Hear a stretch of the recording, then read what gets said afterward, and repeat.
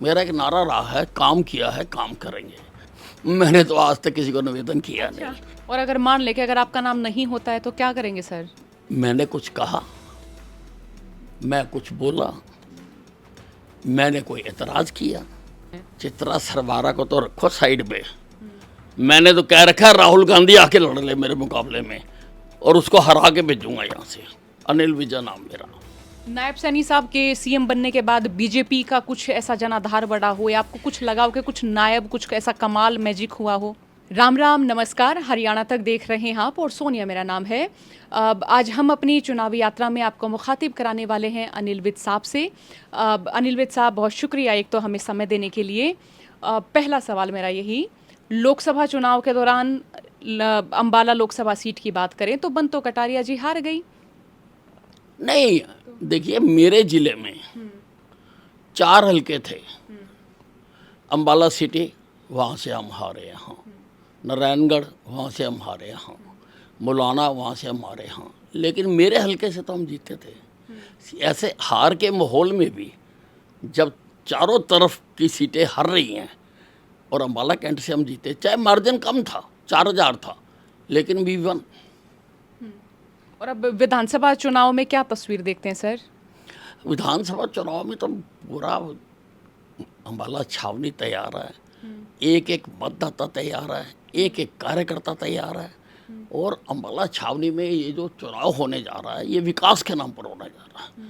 मेरा एक बड़ा बुलंद नारा रहा है, मैं 7वीं बार लड़ने जा रहा हूँ चुनाव। 6 बार तो मैं लड़ चुका हूँ, जीत चुका हूँ 6 बार, तो लड़ा तो ज़्यादा हूँ। मेरा एक नारा रहा है, काम किया है काम करेंगे, और हमने काम करके दिखाया है जो कि आज विजिबल है।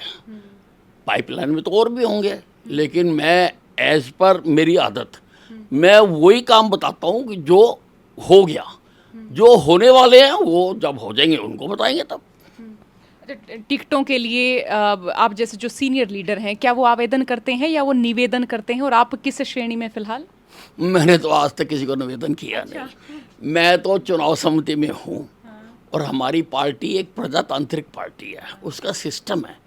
यहाँ कोई टीम आई थी, मुझे बताया गया, उसने सारे कार्यकर्ताओं को उनकी राय पूछी और उनको कहा पर्ची पे लिख के दे दो और मत पेटियों में बंद कर दी। वहाँ जाके उन्होंने खोल ली और फिर वो उन्होंने चुनाव समिति के सामने रख दी। चुनाव समिति ने उन पर विचार करके उसको आगे से केंद्रीय चुनाव समिति के पास भेज दिया। और अगर मान लें कि अगर आपका नाम नहीं होता है तो क्या करेंगे सर? क्यों नहीं होता? मेरा नाम क्यों नहीं होता बताओ मेरे को? मेरा नाम तो सबसे पहले है। अगर नहीं हुआ तो आपके लिए चंभे से कम नहीं होगा? नहीं, क्यों नहीं होगा? क्यों नहीं होगा? आप बताओ ना, क्यों नहीं होगा? ऐसे क्या कारण है कि मेरा नाम नहीं होगा?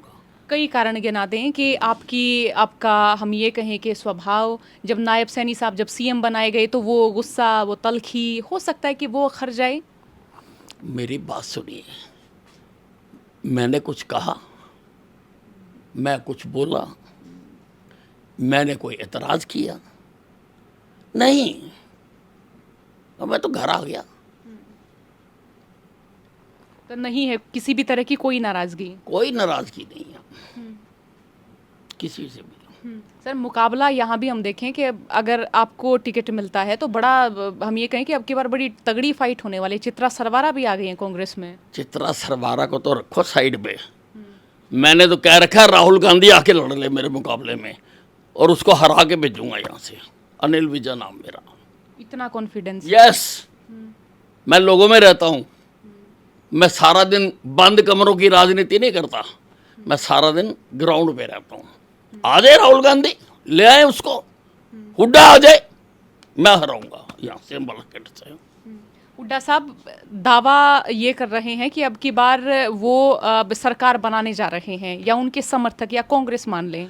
ऐसा है, अभी वो निद्रा में हैं और सपने ले रहे हैं। अभी उनकी निद्रा नहीं टूटी, जल्दी उनकी निद्रा टूट जाएगी। जिस प्रकार से उनका अंतर्कलह चल रही है, शैलजा जिस प्रकार से वार पे वार कर रही है, जिस प्रकार से सुरजेवाला वार से वार कर रहा है, और भी कुछ नेता हैं जो लगातार उन पर प्रहार कर रहे हैं, तो वो अपनी निद्रा से जागेंगे तो उनको असलियत नजर आ जाएगी। सर मैं यहाँ देशवाली बेल्ट, बांगर, बागड़, उस तरीके वाली जब मैं बेल्ट में जाती हूँ तो वहाँ के लोग जब भी किसी नेता के बारे में जिक्र करते हैं तो बड़ा तीखे तेवरों से बात करते हैं। यहाँ का मैं मिजाज देख रही हूँ, लोगों का मिजाज भी बड़ा ठंडा ठंडा सा मिजाज है, लेकिन उस मिजाज को टटोलते टटोलते जब हम आपके पास पहुँचे तो आपका मिजाज भी बिल्कुल बड़ा, हम ये कहें कि बड़े बागी तेवर नजर आते हैं सर आपके। आप इतने अलग क्यों हैं सर इस बेल्ट में? नहीं नहीं, ऐसा है क्योंकि मैं लोगों के लिए लड़ता हूँ। मैंने सारी जिंदगी लोगों के लिए लड़ाई की है, लोगों के हक के लिए लड़ा हूँ मैं सारी जिंदगी। और मेरी ये जो आवाज़ है, ये मेरी इस आवाज़ को क्रेडिट जाता है भूपिंदर सिंह हुड्डा को, क्योंकि 2009 से 2014 वाली प्लान में जब हुड्डा साहब मुख्यमंत्री थे और मैं विधायक दल का नेता था बीजेपी का, तो मैं जब भी बोलने लगता था वो माइक बंद करवा देते थे। तो फिर मैंने इतनी जोर से बोलने की अपनी प्रैक्टिस करी कि मैं बिना बाइक के भी अपनी बात कह देता था। तो ये वो इम्पैक्ट है सर, हुड्डा साहब को इसका क्रेडिट देंगे? हाँ हाँ, हुड्डा साहब को। सर सवाल मेरा ये भी है कि इस बेल्ट को हम देखें तो उत्तर हरियाणा का हम ये मिजाज कह सकते हैं कि राजनीतिक तौर पर यहाँ के नेताओं को कम प्रतिनिधित्व मिला है, क्या इससे इत्तेफाक रखते हैं आप? नहीं देखिए, यहाँ से देखो सुषमा स्वराज जी रही, टॉप तक गई वो। सूरज भान जी रहे, टॉप तक गए वो। कांग्रेस के भी कुछ नेता यहाँ से मंत्री बने हैं। अब ऐसी बात तो नहीं है कि पीछे रहा ये इलाका, फर्टाइल है ये इलाका। नायब सैनी साहब के सीएम बनने के बाद बीजेपी का कुछ ऐसा जनाधार बढ़ा हो या आपको कुछ लगा हो कि कुछ नायब, कुछ ऐसा कमाल मैजिक हुआ हो? नहीं नहीं, मैजिक तो देखने को मिलेगा 1 तारीख को।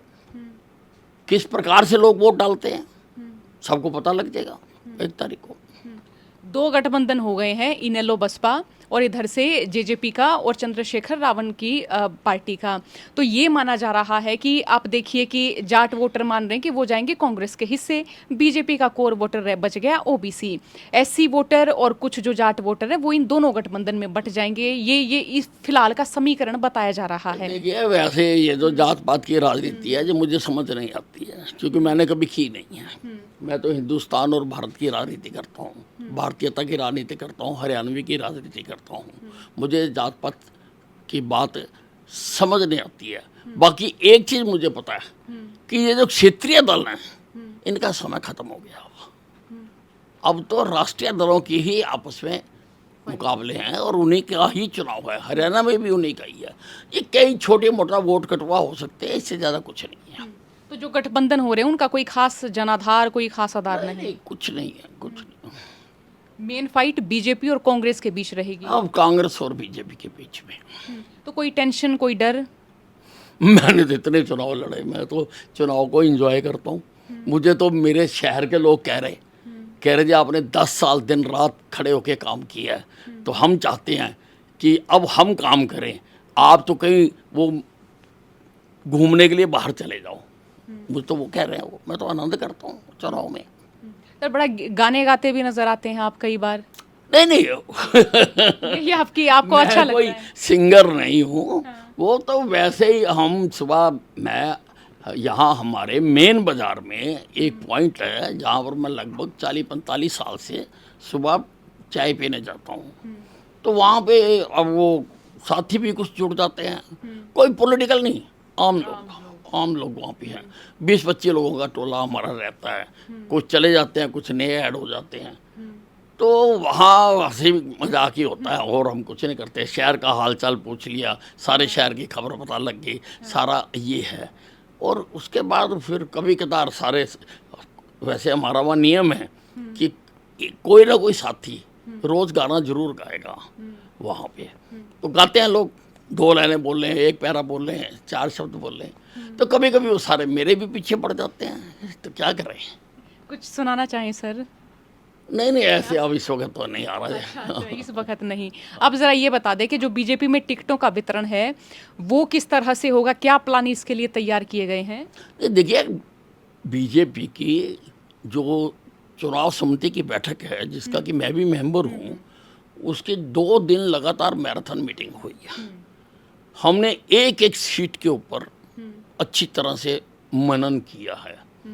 और वो अब हमने मनन करने के बाद, शॉर्ट लिस्ट करने के बाद, हमने वो पैनल बनाकर जो पार्लियामेंट्री बोर्ड है उसको भेज दिया है। अब ये पार्लियामेंट्री बोर्ड पर है, वो कब बैठते हैं और कब डिसाइड करते हैं। क्या इस परिस्थिति में जो नेता जिनको मान ले कि टिकट नहीं मिलती है, एक सीट पर 2 या 3 व्यक्ति हो गए, उनमें से एक को तो टिकट देनी ही है, क्या ऐसे में जिनको टिकट नहीं मिलती उनके भीतर घात का खतरा, कुछ इस तरीके की टेंशन है फिलहाल?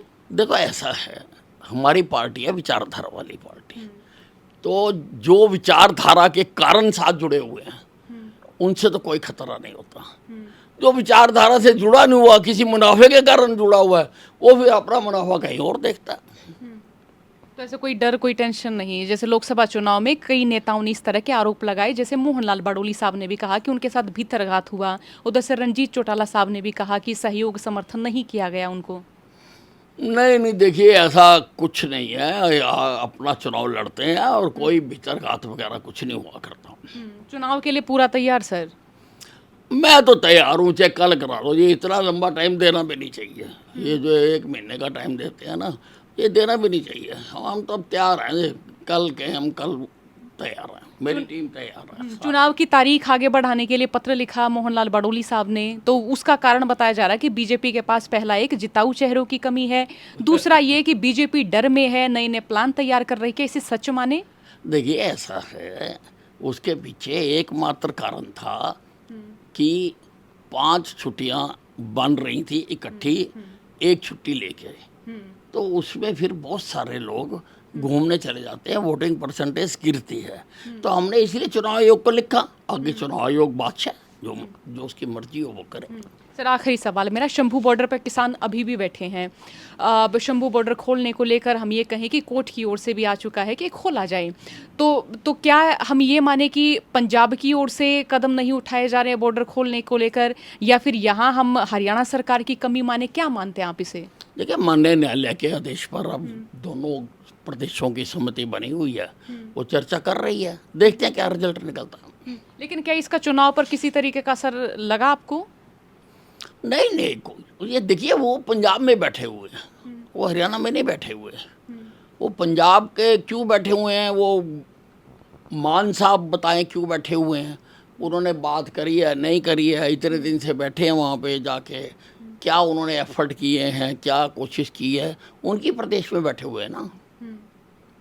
तो आपने कोई अपने लिहाज से कोई बात करने की, समाधान की कोई कोशिश? कोर्ट में मैटर चल रहा है और हमारी सरकार समय समय पर जो कहना कह रही है। मैं तो सरकार में नहीं हूँ इस वक्त, मैं तो एमएलए हूँ, तो सरकार जवाब दे रही है, जो मुझे मालूम नहीं है क्या दे रहे हैं, पर दे रही है जवाब।